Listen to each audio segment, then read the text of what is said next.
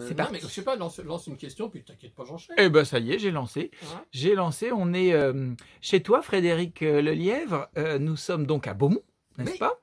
Oui. Dans une sorte de caverne d'Ali Baba qu'on distingue un petit peu, mais par discrétion, on va pas explorer partout. On va Non, t'explorer on va toi faire et oui. quelques-unes de tes œuvres. Alors, tu es un journaliste spécialisé J'ai- pop culture? J'étais journaliste. Tu étais Et journaliste? maintenant, je suis, ça s'appelle comme ça, artiste-auteur. Artiste-auteur. C'est-à-dire qu'en fait, je continue de raconter des histoires, mais avec d'autres matières, d'autres méthodes. D'accord, Et notamment, je suis plus plasticien maintenant que journaliste.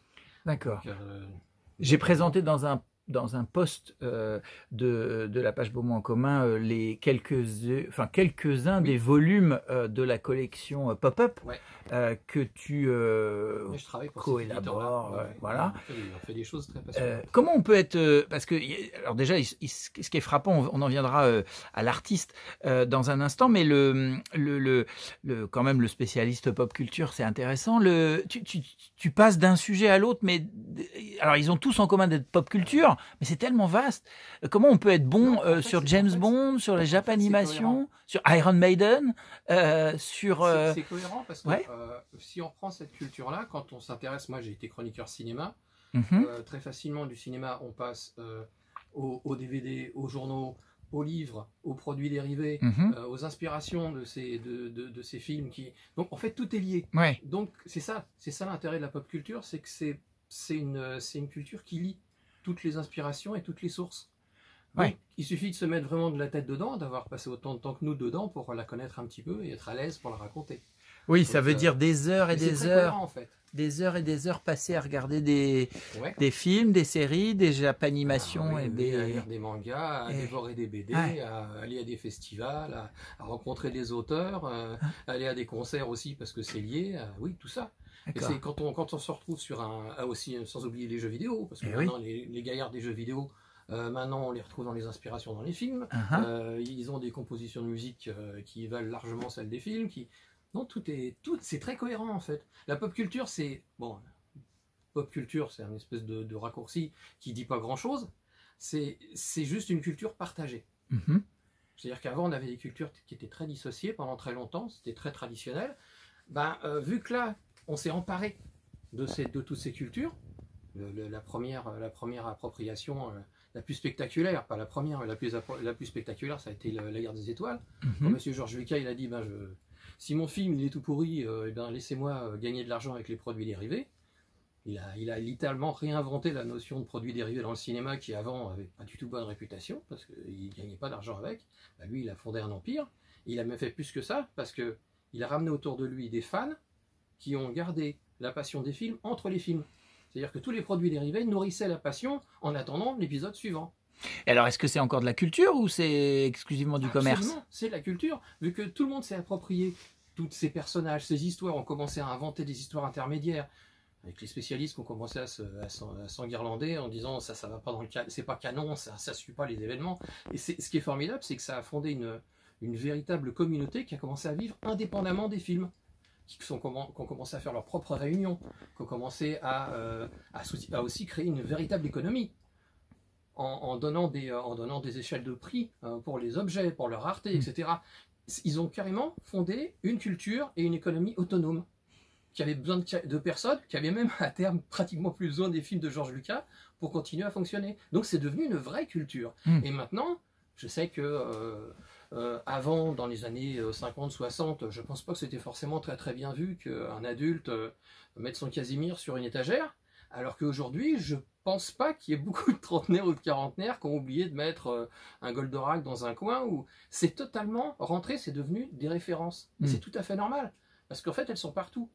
C'est pas une régression? On n'est pas des adolescents postmodernes nourris à la consommation? Je sais pas si c'est une régression. J'attaque dans le... Non, mais soyons polémiques. Non, je sais pas si c'est une régression. En tout cas, c'est une appropriation. Parce qu'avant, la culture appartenait aux élites. La culture appartenait au musée, ce qui est très bien, mais aussi à ceux qui en parlaient et qui avaient un petit peu l'exclusivité de ça. Là, on s'est fait une culture populaire. Ça appartient pas aux banques. Parce que pour faire Star Wars, il se régale aussi. Il faut un petit peu de sous. Il se régale aussi, mais par contre, cette culture, elle est commune à tous. Et c'est assez rare d'avoir une culture qui soit partagée aussi par toute la planète. Regarde, Dark Vador, on peut aller à l'autre bout de la planète, ils connaissent, il n'y a pas de problème. Et c'est le même, c'est pas un... Non, non, c'est le même. Donc ça aussi, c'est une envergure totalement planétaire. Bon, on sent qu'on pourrait te faire parler du sujet encore longtemps. C'est pour ça, oui, c'est un sujet inépuisable. Alors, il y a une vraie cohérence avec ton autre casquette qu'on va présenter un peu plus longuement aujourd'hui, celle de l'artiste. L'artiste qui manie un matériau brut qu'on pourrait dire pas du tout artistique, le carton. Ouais, Est-ce que c'est pas la même idée? Est-ce que c'est pas la même idée de la pop culture qui est appropriée par les gens et d'un matériau non noble, accessible à tous? Le cheminement, c'est justement ça. C'est parce que c'est pas noble. C'est un produit commun. C'est une fabrication industrielle. C'est quelque chose qu'on retrouve dans les poubelles quand on en a plus besoin. Et ça me plaît. Ça aussi, ça rentre dans une logique qui maintenant est un petit peu rentrée dans la conscience de chacun. J'adore récupérer, réutiliser et recycler. Et là, ça devient très très très intéressant quand on reprend quelque chose qui est destiné à la poubelle et on a décidé que ça ne servirait plus à rien et plus à personne, de pouvoir lui redonner une autre vie. C'est quelque chose de très jouissif. Et surtout, ça donne des idées fantastiques parce que l'objet en lui-même, il apporte ses propres idées, il apporte son propre passé. Même si ça donne des trucs idiots, c'est comme ça. Alors, allons-y. Par exemple, ça c'est quoi? Une tortue. Quand je suis tombé sur cette sonnette donc, qui était destinée à disparaître, bon, j'ai pensé au serpent à sonnette et donc j'ai fait le cousin du serpent à sonnette, qui est donc la tortue à sonnette, qui est beaucoup moins connue, ce qui est très injuste. Attends, je vais zoomer dessus. Et tout ça, évidemment, uniquement en utilisant des produits recyclés et du carton.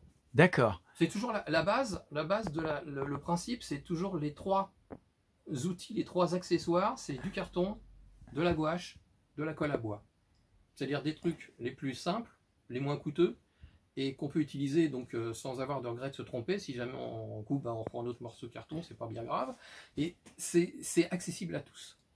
Alors accessible à tous, mais est-ce que ça ne demande pas un petit peu de compétences techniques quand même? Des idées. Des idées, bien sûr. Des idées, parce qu'en fait, ce qu'il faut quand même dire, j'avais très envie de travailler le carton parce que pendant très longtemps j'ai fait de la photographie, j'étais illustrateur, j'étais caricaturiste pour la presse et j'avais très envie de passer en volume. Ça me manquait terriblement le volume. Et avec le carton, j'ai pu accéder au volume, mais c'est pas pour autant que il y a une technique déposée. Il n'y a pas de recette. C'est ça aussi qui me plaît. Parce que c'est presque improvisé tout le temps. C'est presque ça qui est intéressant, c'est de se dire, d'avoir une idée dans le crâne, évidemment s'il n'y a pas l'idée dans la tête ça sert à rien. Bien sûr. Et de se dire comment je vais faire ça. D'accord. C'est aussi bête que ça doit rester un jeu, ça doit être extrêmement ludique. Je ne sais pas si c'est de l'art. Je ne sais pas si c'est de l'art. On va voir, on va laisser les gens en juger, parce que je vais maintenant m'intéresser à ce Nautilus donc. Oui, alors ça, on l'a reconnu. C'est un petit travail qu'il avait fait, et encore ça c'est censé être une maquette. Ouais. Pour voir ce qu'on pouvait en tirer, parce qu'en fait les cartons ont servi à faire des maquettes en volume pour voir comment développer par exemple des sites internet ou des choses comme ça. En fait je réunissais les idées sur un modèle pour voir ce que je pouvais en faire, où on pouvait aller, et en fait la maquette est devenue le produit fini en fait au fur et à mesure. Et parce que c'était tellement rapide, parce que aussi c'est extrêmement rapide à utiliser, et c'était tellement facile que c'est devenu la finalité du principe. D'accord. Mais évidemment, c'est la même chose que le reste de tout ce que j'ai toujours fait, c'est-à-dire raconter une histoire. Sauf que l'histoire, c'est pas moi qui dois la raconter réellement, c'est la personne qui regarde qui doit se la raconter. Et ça, je sais que si la personne regarde ces choses étranges et qu'à un moment elle me parle plus parce qu'elle est ailleurs, j'ai gagné. Moi, je suis déjà parti sous les mers. Là. Alors, qu'est-ce qu'il y a d'autre? Là, on a tu vois, des choses assez étonnantes. Tout simple. C'est même un principe, si jamais on fait des ateliers, je l'utiliserai. Par exemple, c'est ce que j'appelle les 7-7. C'est-à-dire que le principe, c'est tu prends un carton de 7 sur 7, tu prends une feuille. De 7 cm sur 7 cm, Tu prends une feuille et tu mets sur cette feuille, sur un thème précis, compagne, n'importe quoi, et sur une feuille, tu réunis une liste de tous les mots qui te viennent à l'esprit sur cette thématique. Ok. En partant du principe qu'après, il faut que tu réunisses tout sur un carton de 7 sur 7. D'accord. Donc ça peut être totalement disproportionné, ça peut être complètement cinglé. Le truc, c'est que ce qui est très bizarre, parce que ça je m'y attendais pas, parce que moi j'avais ça dans la tête parce que ça m'amusait, et que j'avais très très envie de voir jusqu'où je pouvais aller.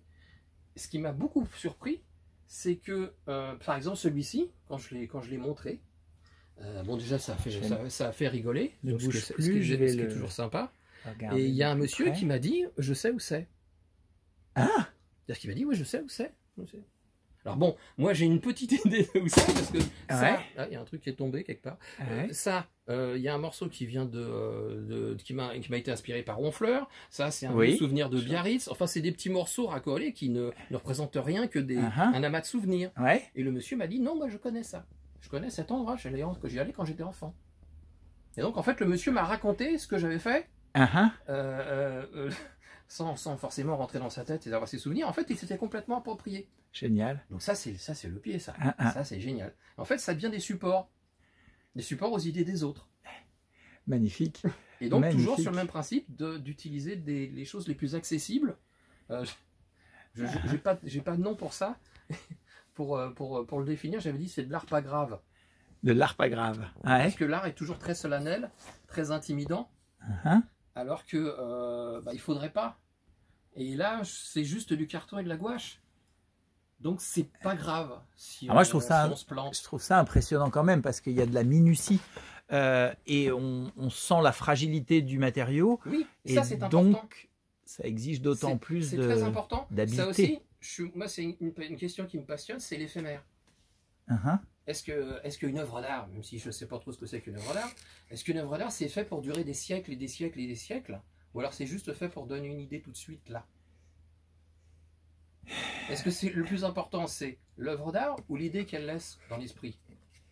Alors, bonne question. C'est du philosophe. Bonne question.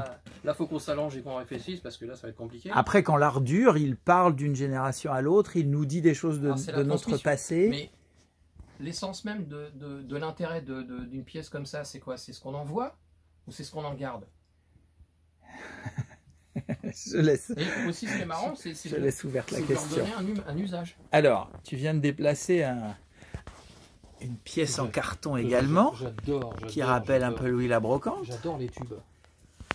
J'adore les tubes. C'est probablement une des seuls véhicules à moteur que j'adore. Et donc, ce qui est plus intéressant, c'est évidemment qu'il a une fonction. Donc, en fait, c'est une boîte à 45 tours. Et puis, bien sûr, le 45 tours de Goldorak. Oui, ça, c'est une des dernières trouvailles. Il y avait Booba, il y avait... Bon... On l'a regardé tout à l'heure. Derrière toi, il y a une maison caméra. Voilà. C'est quoi ça? Alors ça, c'est encore ça. C'est des petites recherches qui est devenue un peu grande parce que en fait, c'est le manque de place qui me contraint à limiter mes expériences. Et en fait, ça s'appelle chambre avec vue. Ouais. Parce que c'est une chambre photographique. Sauf que comme avant des travaux, j'étais à Paris et que je passais beaucoup de temps sur les toits. Et que je suis un grand amoureux des toits de Paris.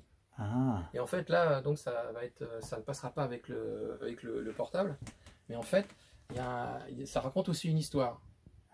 C'est-à-dire que j'ai pas de lampe. Ouais, non, ça passerait pas, je pense.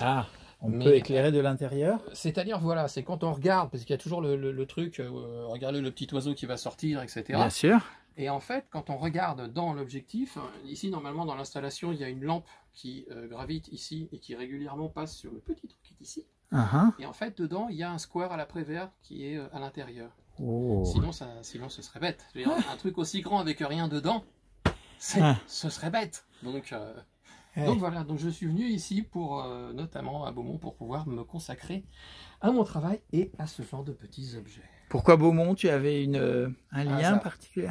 Le hasard. Si, le seul lien, c'est que je voulais me rapprocher de mon frère qui est pas très loin, mais c'est un hasard complet. D'accord. Je devais quitter Paris et puis je devais changer de vie un peu vite, et ça a été un hasard et ça a été un bon hasard.